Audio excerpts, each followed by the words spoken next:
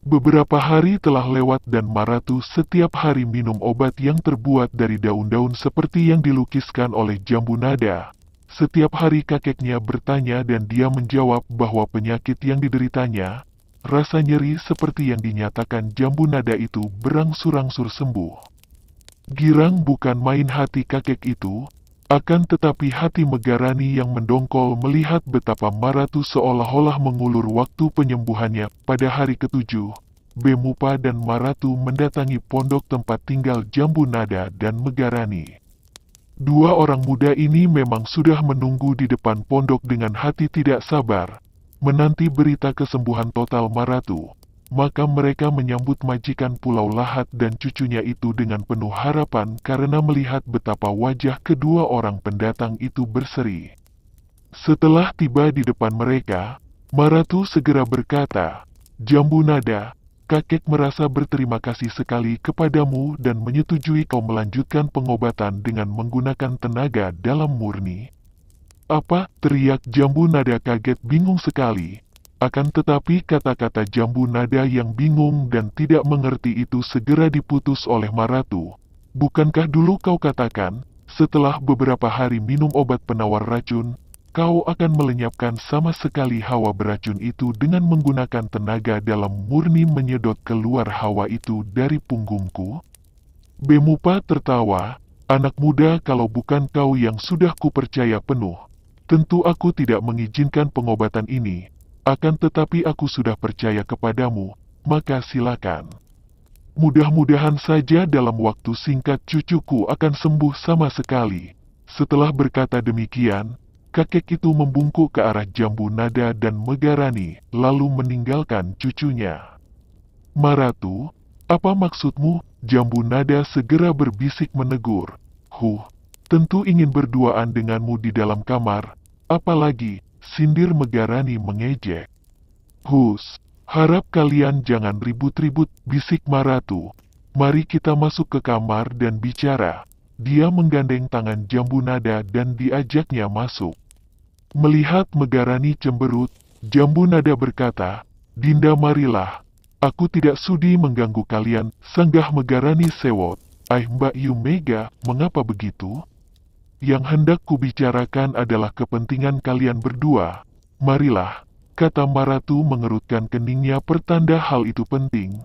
Agaknya memang darah Pulau Lahat ini tidak pernah mengerti apa yang diejekkan oleh Megarani. Agaknya cara hidup di Pulau Lahat membuat dia kurang mengerti akan tata susila sehingga tak pernah merasa melanggar sesuatu biarpun dia memasuki kamar berdua dengan seorang pemuda. Sambil bersungut-sungut menyembunyikan rasa malunya bahwa dia telah menduga yang bukan-bukan, Megarani ikut masuk. "Aku memang berpura-pura, mengulur panjang waktu penyembuhan. Semua ini karena aku mendengar bahwa kakek dan para pembantunya tidak ingin membebaskan kalian setelah aku sembuh," ucap Maratu merendahkan nada suaranya. "Keparat kakekmu memang bukan manusia baik-baik, pantas menjadi majikan di Pulau Lahat. Aku akan menemuinya," bentak Megarani marah.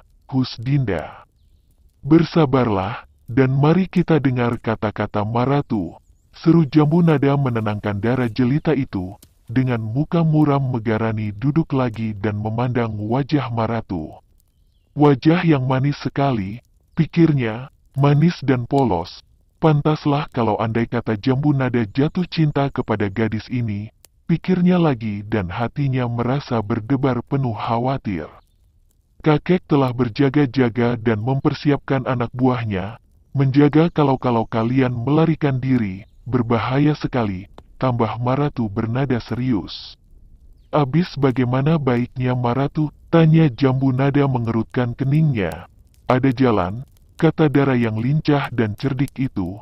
"Menurut pendengaranku ketika kakek merundingkan di kamar rahasia bersama para pembantunya yang paling dipercaya, kakek tidak berniat buruk kepada kalian. Setelah kau dapat menyembuhkan aku, maka kakek membutuhkan kau sebagai ahli pengobatan di pulau ini. Dia hendak menahanmu agar kau dapat mengobati setiap penghuni yang terserang penyakit. Adapun Mbak Yu Mega ditahan di sini sebagai sandera." Tambah Maratu lagi. "Keparat," bentak Megarani marah. Jangan marah dulu Mbak Yu Mega, kurasa kita harus menghadapi kakek yang berwatak kasar dengan sikap dan akal halus. Kalau aku sudah sembuh, yaitu kalau kunyatakan bahwa aku sudah sembuh sama sekali, sedikit banyak kakek tentu akan berterima kasih. Kemudian Jambu Nada mengajarkan kakek mengenal daun obat-obatan dengan janji akan membebaskan kalian.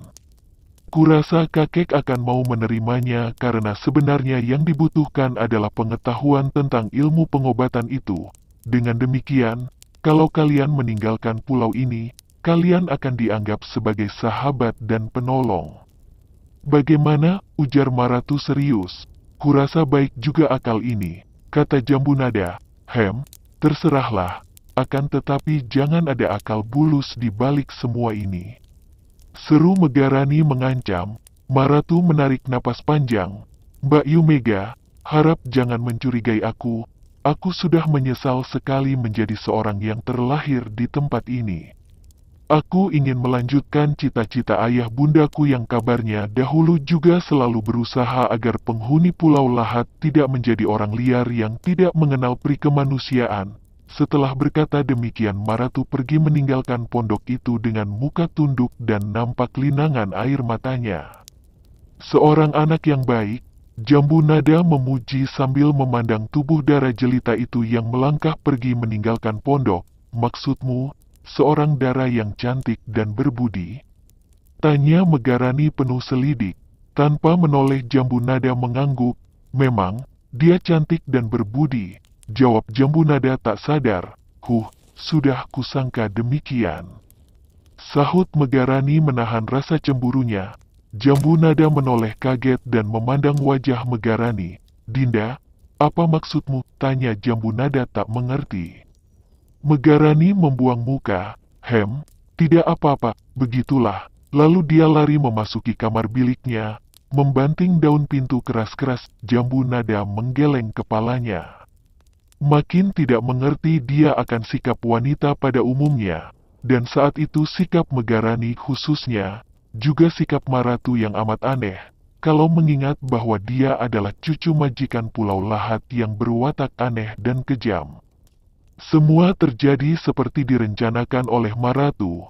Setelah dara itu mengaku sembuh sama sekali dan Jambu Nada bersama Megarani menghadap majikan untuk minta pembebasan, Bemupa malah menggelengkan kepalanya.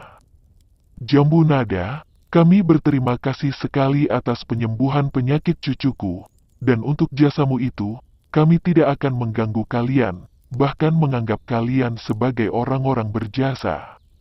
Akan tetapi, terpaksa kami tidak dapat membebaskan kalian karena kami amat membutuhkan kau sebagai ahli pengobatan di pulau ini. Maka, harap kalian suka mengerti akan kebutuhan kami ini.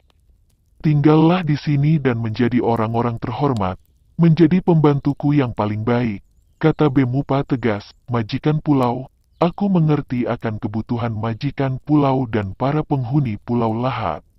Akan tetapi sungguh tidak adil kalau menyuruh kami tinggal di sini selamanya, apalagi amat tidak adil bagi adikku.